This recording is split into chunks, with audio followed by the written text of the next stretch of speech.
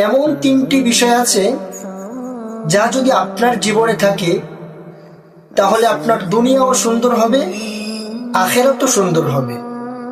আর সেই তিনটি বিষয়ের মধ্যে প্রথম নম্বরটি হলো নেক নিয়ত।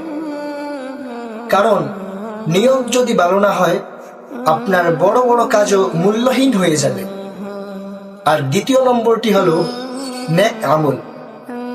ছোট ছোট আমলও যদি খালেস দিলে করা হয়, আল্লাহ তাআলা ওই ছোট ছোট আমলগুলোর পরিবর্তে অসীম সওয়াব দিয়ে থাকেন।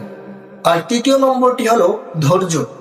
কারণ ধৈর্যই একজন মুমিনের সবচেয়ে বড় শক্তি। যে ধৈর্য ধরে আল্লাহ তাআলা তার জন্য এমন দরজা খুলে দেন যা সে কখনো কল্পনাও করেনি। তাই জীবনের ব্যস্ততার ভিড়ে এই তিনটি বিষয় কখনো ভুলে যেও না। নিয়ত, আমল আর ধৈর্য, এগুলো তোমার দুনিয়ার শান্তি আর আখিরাতের মুক্তির আসল পথ হতে পারে।